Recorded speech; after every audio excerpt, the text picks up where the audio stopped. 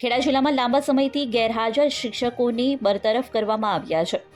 જિલ્લામાં ચાલુ ફરજે કેટલાક શિક્ષકો વિદેશ પહોંચ્યા હોવાની ઘટના પ્રકાશમાં આવી હતી. આ બાદ પ્રાથમિક વિભાગમાં ફરજ બજાવતા 7 પૈકી 5 જેટલા શિક્ષકોને ફરજ મોકૂફ કરવામાં આવ્યા છે.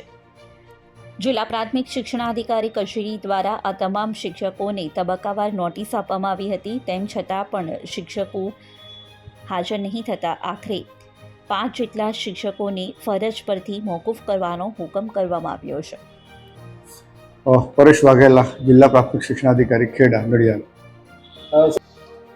ખેડા જિલ્લામાં કુલ 7 શિક્ષકો હતા આવા, ને ફેબ્રુઆરી મહિનામાં જ અમે એનો ડેટા મેળવી લીધેલો અને એમને કારણદર્શક નોટિસ 3 વાર ઇસ્યુ થઈ ગયેલી છે. અને સતત ગેરહાજર રહેવાના કારણે જે શિક્ષક બાળકોનું શિક્ષણ કાર્ય બગડી રહ્યું છે એને કારણે અત્યાર સુધી અમે 5 શિક્ષકોને નોકરીમાંથી રિમૂવ કરી દીધેલા છે.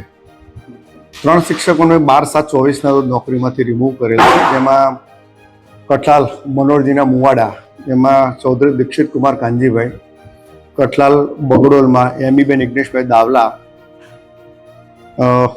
મહેમદાવાદ કરોલીમાં જ્યોતિકાબેન મનસુખભાઈ પટોડિયા.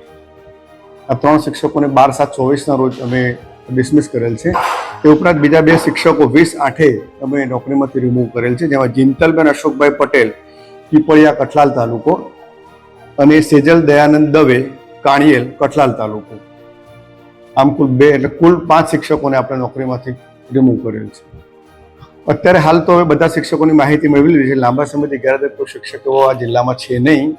તેમ છતાં પણ જ્યારે આપણે રજા આપતા હોય ત્યારે વિદેશ જવાનું એક સોગંદનામું એમને રજૂ કરવું પડતું હોય છે. એમાં અમે લખાણ હોય છે કે નિયત સમય મર્યાદા પછી હાજર નહીં થાય તો એમનું રાજીનામું એમને નોકરીમાંથી દૂર કરી શકાશે એવું લખાણ ઓલરેડી લઈ લેતા હોઈએ છીએ.